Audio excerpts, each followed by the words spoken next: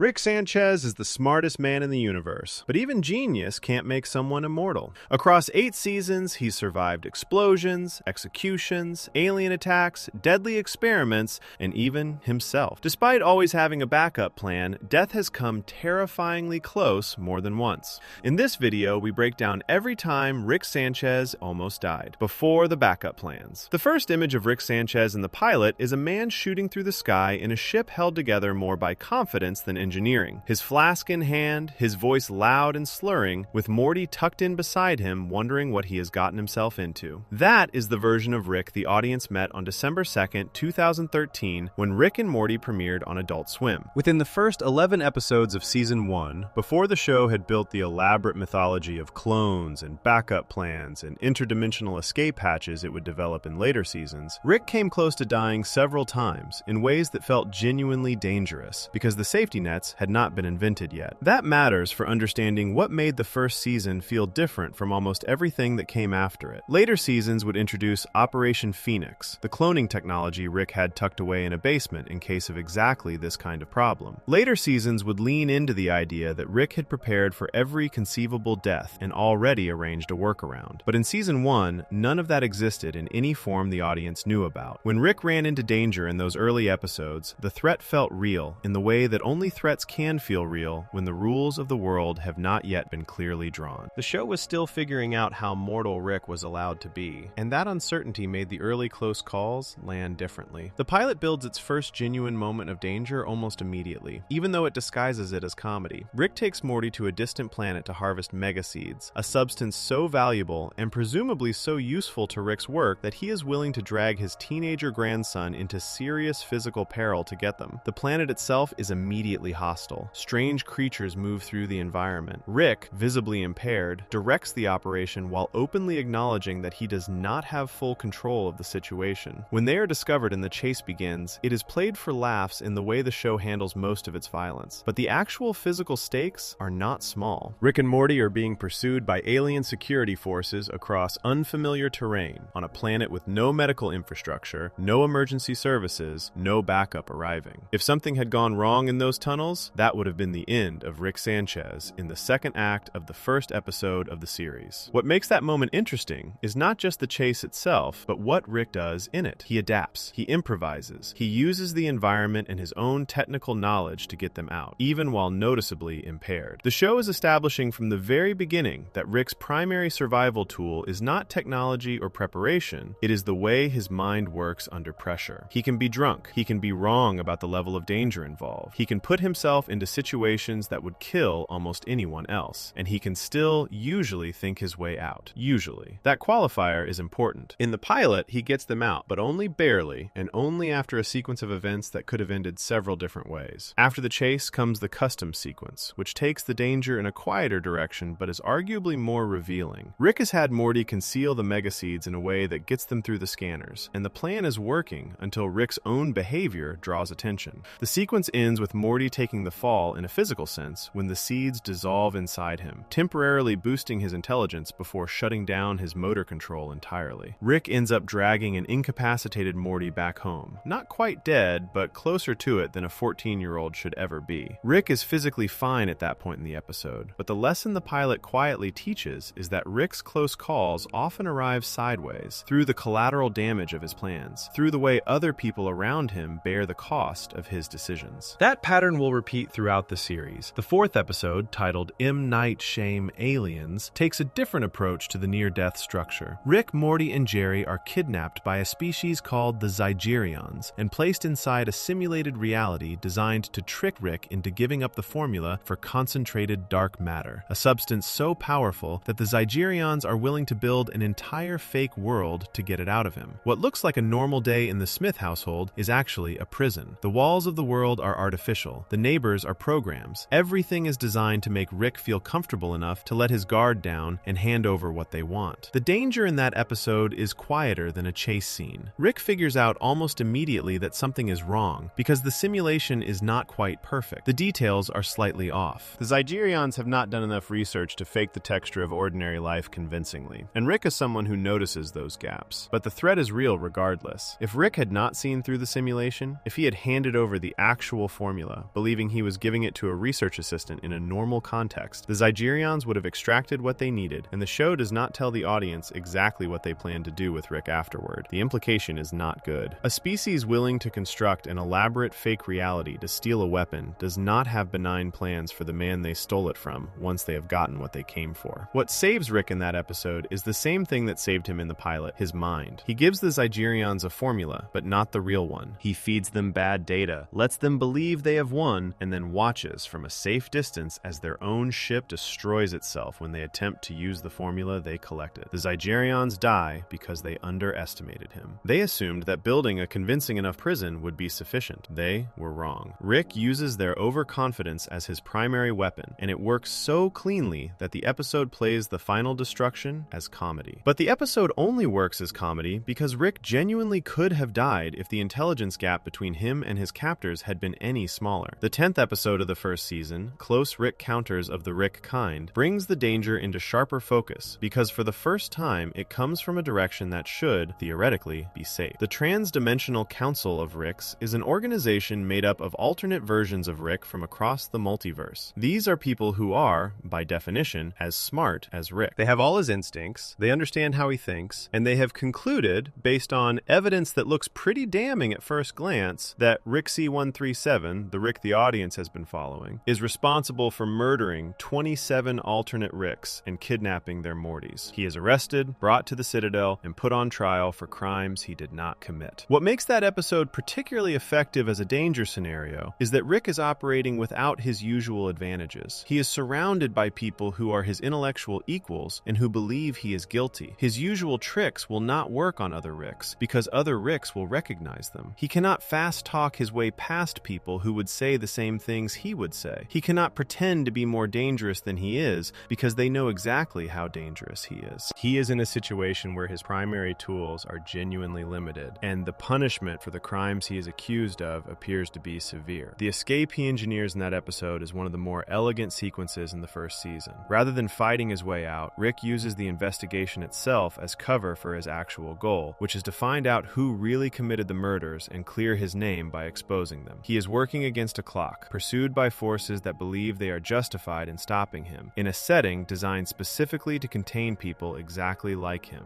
Getting out requires staying 2 steps ahead of entities that think exactly the way he thinks. It is a genuine puzzle, and the solution involves following the trail back to evil Rick, a version of Rick from another dimension who is himself being remotely controlled by evil Morty, in a reveal that sets up story threads the show will not fully resolve until much later in its run. The peril in that episode is not the dramatic kind. Rick is not dodging lasers or falling through open space. He is navigating a bureaucratic and political situation in which the wrong move means execution, and the people deciding his fate are people who cannot be tricked by ordinary means. The survival moment comes not from a physical escape, but from being smart enough, fast enough, and perceptive enough to see what is actually happening when everyone around him is looking at the wrong thing. He survives because he is better at being Rick than anyone else who has ever tried to be Rick, including every version of Rick from every other dimension who was confident enough to build an institution premised on the assumption that they had him figured out. Stepping back across these 3 moments from the first season, a pattern starts to emerge that will define the entire series. Rick Sanchez does not survive by being invulnerable. He survives by being smarter than the thing trying to kill him, by having already thought 3 moves ahead of whatever situation he has walked into, and by using the overconfidence of his enemies against them. The Zygerions assumed their simulation was good enough. The Council of Ricks assumed their accusation was airtight. The alien security forces in the pilot assumed that the drunk old man in the funny ship could not outrun them. They were all wrong. And in every case, the difference between Rick alive and Rick dead was a single decision, a single moment where his mind moved faster than the world around him. But the first season is also honest about the cost of that way of living. Rick is frequently impaired. He puts other people in danger. His plans have gaps that he fills with improvisation and luck as much as genius. The backup systems are not there yet. There is no clone waiting in a basement. There is no failsafe. When he runs into a wall in season 1, he has to find the door in real time. And sometimes watching those early episodes, the door does not look like it is going to open. The show premiered to modest numbers by cable standards. Around 2.3 million viewers watched the pilot, which was enough for Adult Swim to believe in what Harmon and Roiland had built, though no one involved in making it would have predicted how large the show's eventual eventual footprint would become. What those early viewers were watching was a show still working out the rules of its own universe, still deciding how close to the edge it was willing to let its main character get. And in those first 11 episodes, before the mythology solidified, Rick Sanchez got closer to the edge than he would be allowed to get again for quite some time. He walked away from all of it. He always did. But in season 1, walking away still felt like something he had to earn. Before we move on, if you're enjoying this analysis, please consider subscribing. It helps the channel tremendously. The early seasons show a Rick who survives on instinct and intelligence alone, before any of the safety nets were in place. The next close call strips away even those advantages and leaves him falling through a void with nothing but a fading prayer and a borrowed time caller. Section 2. The Void Between Seconds. Rick Sanchez almost dies in a place that does not exist on any map. Time itself has cracked open, and he is falling through the gap between one moment and the next, a space with no floor and no name and nothing his genius can grip onto.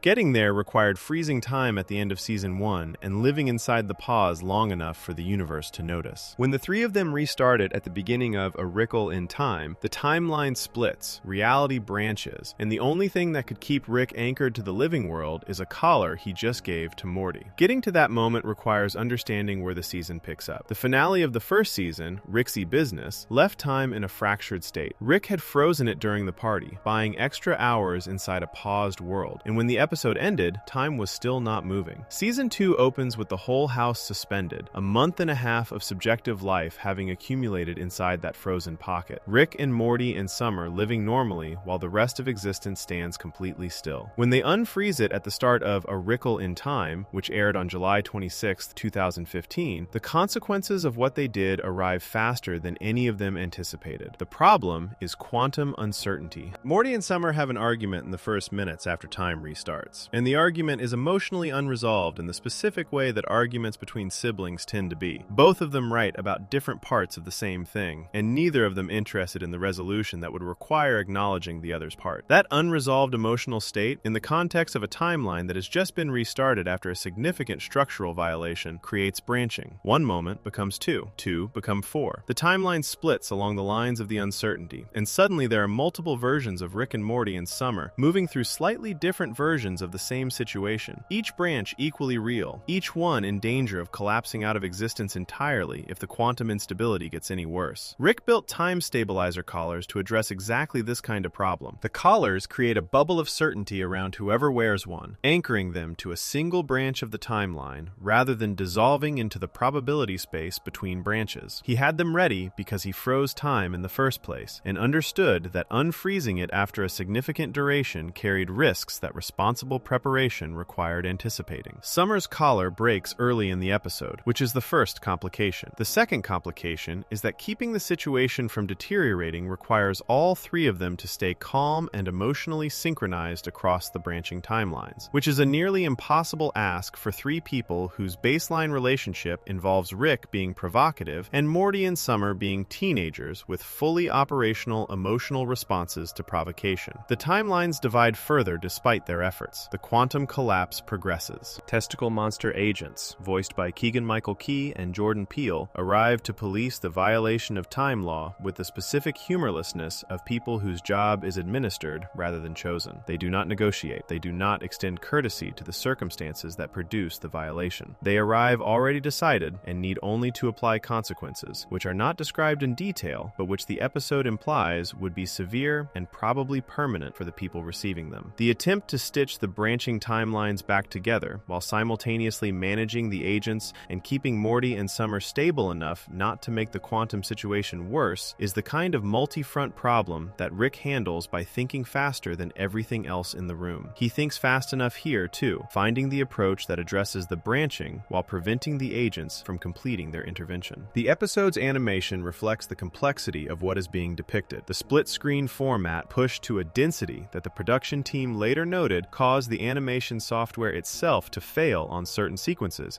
because the visual information was too heavy for it to render without crashing. The collar transfer happens in the middle of that chaos, which is part of why it lands as quietly as it does. Rick moves the collar from himself to Morty without stopping the episode or underlining the action, or having any character in the scene acknowledge what has just happened. One moment Rick has the collar and Morty does not. The next moment, the arrangement is reversed. The transfer is fast and clean and performed with the same efficiency Rick brings to any technical operation, and the episode moves past it before the viewer has fully registered what it means. What it means is that Rick has accepted death, not as a dramatic declaration or a carefully considered sacrifice announced to the people who would be moved by hearing it. He accepted it the way he does most things that cost him, which is quietly and in motion, without stopping long enough for the acceptance to become a scene. He gave Morty the collar, knowing what it meant for himself. He knew. The episode is not ambiguous about this. He is the person who built the collars and understands exactly what wearing one does, and exactly what not wearing one means in a timeline that is actively fragmenting around him. Without the collar, Rick begins to fall. The fall is not physical in the way a fall from height is physical, the sensation of gravity pulling at a body in recognizable air. It is a fall through the structure of time itself, dropping out of the branching timelines into the space between them, which is a space that exists mathematically but was not designed for occupation. A person falling through it has no reference points and no floor, and no way to measure how far the falling has gone or how much further it might go. The laws that Rick has spent his entire life exploiting, the physics he treats as a set of problems rather than a set of constraints, simply do not operate in any form he can use inside the void. He has no tools. He has no leverage. He has the contents of his mind and the specific biological experience of falling through something that has no bottom. He prays. The episode shows this without comment or setup. Rick, alone in the void, speaking to something he has no confirmed evidence exists, asking for mercy. The prayer is not performed for anyone. Morty and Summer do not hear it. The time agents do not hear it. The audience hears it only because the episode chooses to stay with Rick in the void rather than cutting away. And the staying with him is the episode's most honest creative decision across its entire runtime. The prayer itself is characteristic of Rick in the specific way that Rick's most honest moments are characteristic of him, which is that it cannot quite commit fully to the thing it is doing. He asks God to be merciful. He hedges the ask with the acknowledgement that he is not certain God exists. He asks anyway. The hedging is not cowardice or insincerity. It is the most honest framing available to someone who genuinely does not know what he is talking to and cannot pretend otherwise, even in a moment where pretending would be more comforting. Rick asked for help from something he cannot confirm is there, because the alternative is asking for nothing, and asking for nothing felt worse. This is the moment that complicates everything the show had established about Rick in the first season. He told Summer that God does not exist during a breakfast in the pilot, with the casual confidence of someone for whom the questions stopped being interesting long ago. He has treated the universe as a mechanism throughout every episode, something to be understood and manipulated rather than revered or appealed to. He has operated from a position of radical self-sufficiency that presents asking for help as a category error, something that might apply to other people, but not to him. In the void, with the self-sufficiency unavailable because there is nothing in the void to be sufficient with, what comes out is a man asking for help in the only direction he could think to ask. The significance is in the privacy of it. Rick does not pray in front of people. He does not perform vulnerability for an audience, or use it as a strategic tool, or deploy it at a moment when someone who cared about him could see it and be moved by it. He prays in a void where no one can observe it and where the observation cannot benefit him in any practical sense. The atheism he performs at breakfast and at parties and in every context where it functions as a personality position is real. It is also not the whole story. Underneath the atheism is someone who, when the lights go out completely, reaches for something that the atheism does not provide. The fragment of Morty's broken collar drifts through the void past him. Rick catches it. The catching is luck in the sense that the fragment happened to drift through the specific portion of void Rick was occupying, and it is not luck in the sense that Rick recognizes immediately what it is and what he can do with it, and he acts on that recognition without hesitation. The intelligence that could not save him in the void saves him the moment something it can work with arrives. He uses the fragment to pull himself back, to recombine the branching timelines from inside the void, to return to the world and recombine with his other selves, and act as though the preceding minutes were simply a technical problem that required solving. When he recombines successfully, his response is triumph rather than reflection. The prayer is not mentioned. He does not acknowledge what the void contained, or what he said inside it, or what it revealed about the distance between the position he performs and the position he actually occupies when stripped of the performance. He says something victorious, and the episode continues, and Summer and Morty learn nothing about what happened while he was falling. The choice to keep the prayer private, both within the show's world and in terms of how the episode frames frames it, is one of the more disciplined things the writers did across the season. A version of this episode that had Rick emerge from the void changed, or that had the prayer witnessed and acknowledged, or that used the experience as a catalyst for visible character development would be a more conventional episode, and a considerably less interesting one. The prayer is real, and it happened, and Rick survived, and nothing about the way he carries himself afterward reflects any of it, and the gap between those two things is where the episode actually lives. The episode aired having been leaked online before its official premiere date, which Adult Swim handled with characteristic composure by releasing the episode officially alongside the leak rather than attempting to suppress it. The viewer numbers on the official premiere night were tied for the highest cable rating of the evening, which indicated that the audience that had built around the show during the first season was substantial enough to generate significant same-night viewing, even on a cable network with a later time slot. The writers and animators had pushed the technical limits of their production pipeline to make the episode, and the result was recognized immediately as a meaningful step forward from what the first season had established. What the episode is doing with the collar transfer, considered alongside everything the show builds toward in later seasons, is establishing the operating principle that Rick's love for the people around him is most visible precisely when no one is watching it. The collar moves from Rick to Morty in a moment that is not witnessed or acknowledged or turned into a scene. The prayer in the void is heard by no one who could be affected by hearing it. The triumph he performs upon returning to the world is performed for an audience that did not see what preceded it. The real things happen in private. The performance happens for the room. A Wrinkle in Time is titled as a pun on A Wrinkle in Time, Madeleine L'Engle's 1962 novel about children who travel through dimensions to rescue their father. The connection is not ornamental. The episode is a story about crossing a dimensional boundary to preserve someone younger who needed the crossing more than the person who crossed it. Rick fell into the void, so Morty would not. The novel's children crossed the wrinkle so their father could return. The structural parallel is present, and the episode does not call attention to it, which is consistent with how the episode handles everything it is actually doing, which is to perform something else loudly enough that the real thing can happen quietly underneath. Rick returned from the void and made a joke. He came back from the place between moments and resumed the performance of someone for whom moments are simply problems to be managed. The prayer stayed in the void, heard by no one, answered by a drifting fragment of the collar he gave away, and Rick Sanchez walked back into the world and told no one what the walk back had required. The void does not forget what it heard. The show does not let the audience forget either, even when Rick does everything in his power to make sure the audience has nothing to hold on to. That is the episode's final honesty. The gap it opens between the Rick who tells Summer there is no God at breakfast and the Rick who asks that same God for mercy in the dark. Both of those people are real. The show holds both of them without resolving the tension between them, because the tension is not a contradiction to be resolved. It is the most accurate description of who Rick Sanchez actually is. Before we move on, if you're enjoying this analysis, please consider subscribing. It helps the channel tremendously. The Void showed what Rick looks like when survival stops being a puzzle and starts being a prayer. The next time death comes for him, it does not arrive through an accident or an enemy. It arrives through something the show had been quietly building towards since the pilot. The question of what happens when Rick Sanchez has nothing left to run toward. Section 3. The Garage at the End of the Night. Autoerotic Assimilation. The third episode of Rick and Morty's second season is remembered for its last 2 minutes. Everything that comes before those 2 minutes is funny and strange and very much the show operating at a high level. But the ending is what the episode actually is, underneath all of it. And it lands the way it does because of how carefully the preceding 20 minutes have set it up. The episode aired on August 9th, 2015, and its central premise involves Rick reuniting with a former romantic partner named Unity. Unity is a hive mind, a collective consciousness that is absorbed and now operates through the bodies of an entire planet's population. Rick and Unity have a history that the episode does not fully explain because it does not need to. The chemistry between them is immediately legible. Rick becomes more himself around Unity, looser, more openly delighted, more willing to drop the performance of indifference that he maintains so carefully in front of his family. Unity indulges him in ways that the show makes clear no individual person could, partly because a hive mind can be everything at once, and partly because Unity genuinely understands what Rick is. The reunion is chaotic and warm in equal measure. Rick effectively takes a vacation inside Unity's world, and the episode observes this with its usual mix of comedy and quiet judgment. Beth and Morty and Jerry wander through the planet trying to understand what is happening and getting consistently sidelined by the sheer scale of what Rick and Unity are doing together. The episode is not subtle about the fact that Rick feels something real for Unity, but it is also not naive about what Rick does with that feeling once he has it. Unity leaves. That is the pivot the episode turns on, and the way it arrives matters. Rick does not push Unity away through cruelty or a specific act of sabotage. The departure happens because being around Rick makes Unity worse. Unity is a consciousness that has spent years working toward a more enlightened way of organizing its planetary population, trying to move the people it inhabits past the prejudices and divisions they brought to the merger. Being with Rick pulls Unity backward. The note Unity leaves explains this. It says, with a sadness that the show plays completely straight, that Rick will always be a part of Unity. And that is exactly the problem. Because the part of Unity that is Rick is the part that cannot grow. That is a specific and devastating thing to say to someone. It is not a rejection based on incompatibility or bad timing or the ordinary friction of two people wanting different things. It is a rejection premised on the idea that the person you love makes you less than you could be, that their presence in your life pulls you toward a worse version of yourself, and that the kindest thing you can do for yourself and for them is to leave. Rick reads that note. The show does not show him reading it. It shows the note existing, and then it cuts to the aftermath. He comes home. The family confronts him about the alien he had been keeping in the basement, a creature called Blimblam that Rick had been secretly attempting to cure of a disease, because the cure would be worth an enormous amount of money. Beth is upset. She tells him to get rid of it. Rick, who has just returned from losing the most significant relationship the show has established for him at this point, looks at his daughter and concedes. No argument, no deflection, no long explanation of why the alien needed to be there or what the research was worth. He just gives in, which is itself a signal, because Rick does not give in. Rick argues. Rick escalates. Rick finds the angle and uses it. A Rick who simply concedes to something he disagrees with is a Rick who has stopped caring about the outcome of the conversation. He goes to the garage. He begins building something. The show is not evasive about what the something is. It is a death ray. The same kind of focused energy weapon Rick has used in other contexts for other purposes. He assembles it with the practiced efficiency of someone who builds complex devices regularly,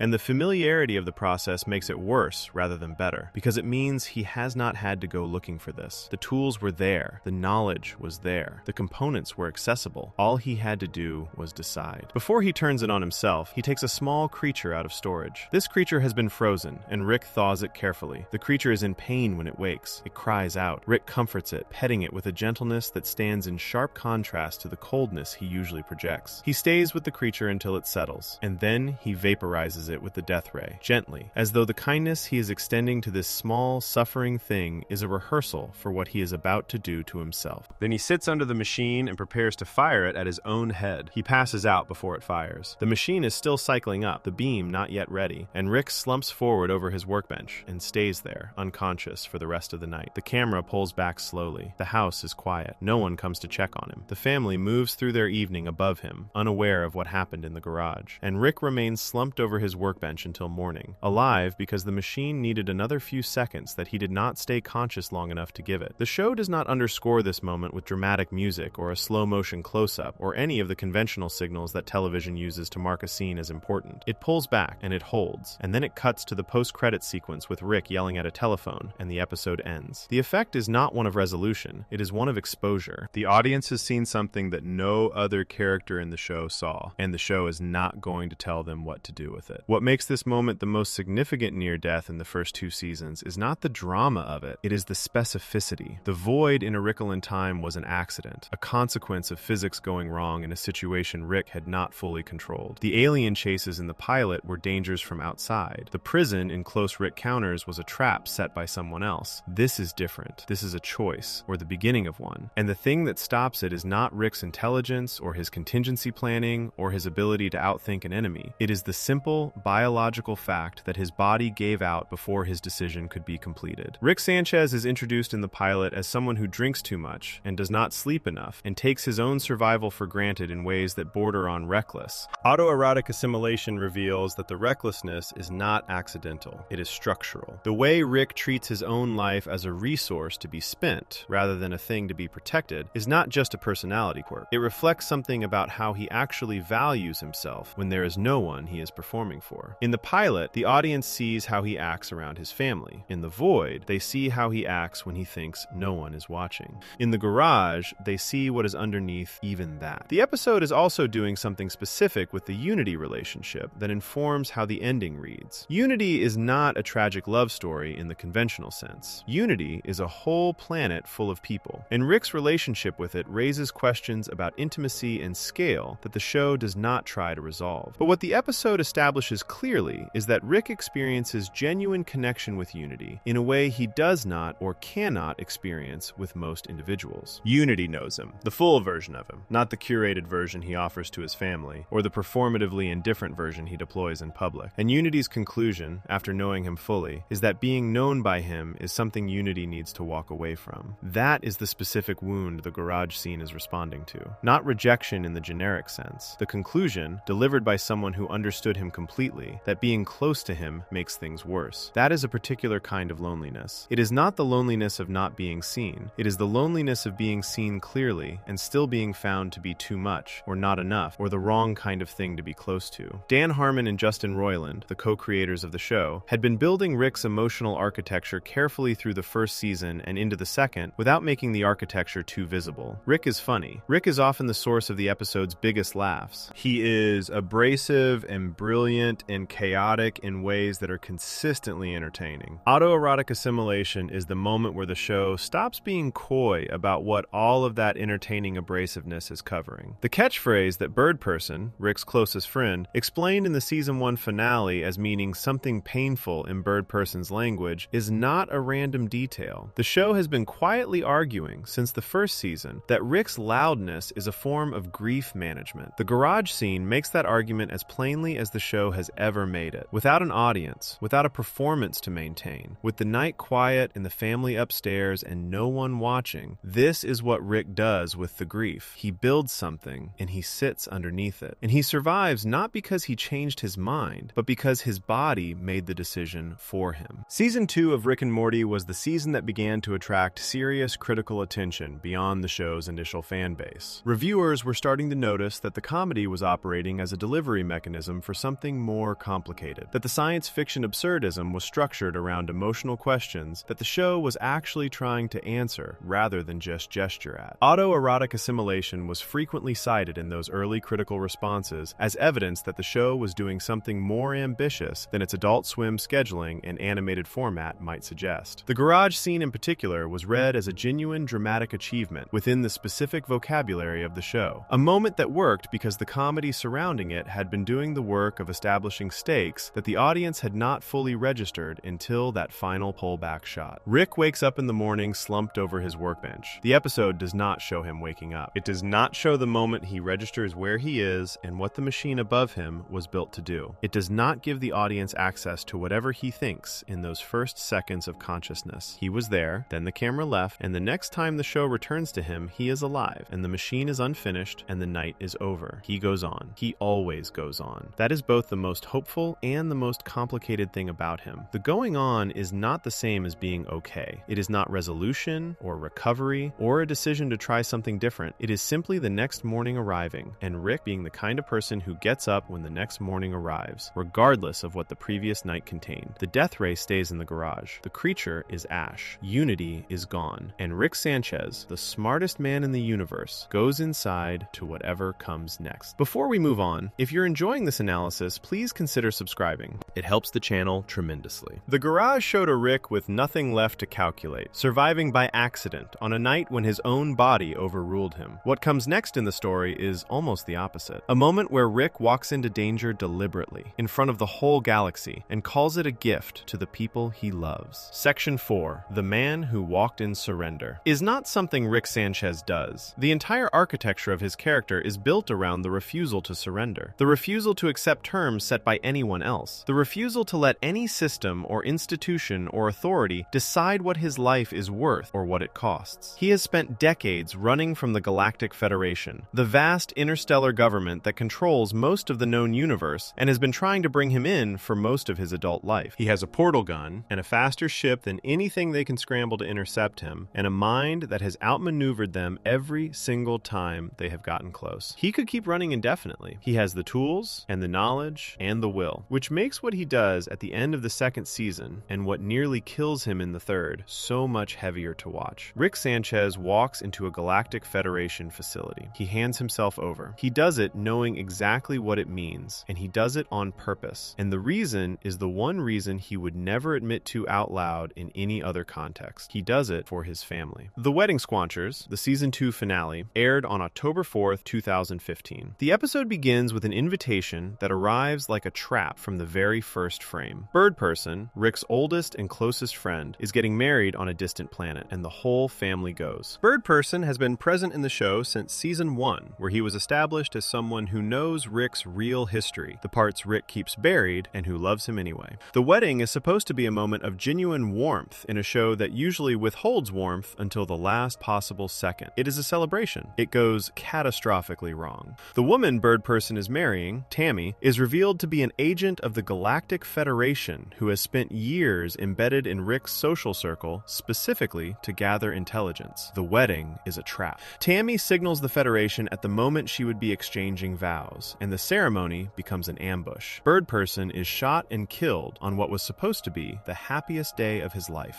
Federation forces flood the venue. The family barely escapes. What happens next is the part of the episode that reframes everything. The family is now fugitives. Because of their connection to Rick, they cannot go home. Their lives, their jobs, Summer's school, Beth's career as a horse surgeon, everything ordinary about the way they have been living is now inaccessible. Jerry, who has never been fully comfortable with Rick's presence in the house and who has spent 2 seasons arguing that Rick is a danger to the family, turns out to be right in the most concrete possible way. The Federation is not going to stop. The family cannot simply hide and wait it out. There is no version of this that ends with things going back to normal. Rick overhears his family talking about him. He hears Beth and Morty and Summer defending him, insisting that, despite everything, they love him and they are not going to turn him in. He hears Jerry arguing the opposite, and something in the conversation shifts what Rick does next, because what he hears is not just loyalty. He hears the cost of his presence in their lives, articulated in the specific terms of what they are about to lose. These are people who would give up everything they have built rather than give him up. That is not an abstract statement of love. That is a concrete sacrifice happening in real time, and Rick is standing outside the door listening to it. He turns himself in. He contacts the Federation. He arranges the terms of his surrender without telling anyone in the family what he is doing or giving them the opportunity to argue him out of it. He walks into Federation custody, and the deal is simple. Rick gives himself up, and the family gets to go home. They get their lives back. Summer gets her school. Beth gets her career. Jerry gets the ordinary domesticity he has always wanted. The Federation gets the man it has been chasing for decades. The season ends on that image. Rick in a Federation prison cell. The family return to their home, confused and not fully understanding what happened. Morty looking at the night sky from his bedroom window. And the audience sitting with the knowledge that the man who builds every escape in advance and never accepts terms he did not set has just accepted the worst terms imaginable. Voluntarily, because the alternative was watching his family burn. The 3rd season premiere, The Rick Shank Rickdemption, aired on April 1st, 2017. After a gap that felt longer than it was and was aggressively promoted as an April Fool's prank by Adult Swim, who dropped it unannounced in the middle of a different scheduled program. The episode picks up in the Federation prison, where Rick is being held and subjected to an interrogation process that involves a Federation agent named Cornelius Daniel, entering Rick's memories to find the formula for Rick's portal gun. The prison sequence is where the near death arrives, though it takes a shape that is hard to immediately recognize as danger because Rick appears to be in control of it. He walks Cornelius Daniel through his memories, performing the role of a broken man giving up his secrets, while simultaneously running a plan so many layers deep that the audience cannot fully follow it in real time. Rick is not being interrogated. He is conducting a performance of being interrogated, while the real operation runs underneath. The danger is genuine regardless. If the plan fails at any point, Rick dies in that prison. The Federation is not holding him for rehabilitation or for negotiation. They want the portal gun technology, and once they have it, there is no obvious reason to keep Rick alive. He is valuable as long as he is the only source of what they want. The moment that changes, his leverage disappears entirely, and he is left as a prisoner with no obvious utility who has spent decades making powerful enemies. The memory sequence that Cornelius Daniel walks through is significant beyond its plot function. It shows, or appears to show, the foundational trauma of Rick's life. An alternate version of Rick arrived when Rick C-137 was younger, before he had developed his own portal technology, and offered him the secret of multiversal travel. Rick declined. He had a family. He had a life that mattered to him in ordinary ways. The The alternate Rick, unhappy with the refusal, dropped a bomb. It killed Diane, Rick's wife, and a young version of Beth. Rick built his portal gun in the aftermath of that loss, driven by the need to find the Rick who did it, and by the grief of having stood at the moment where his life split into what it was and what it became.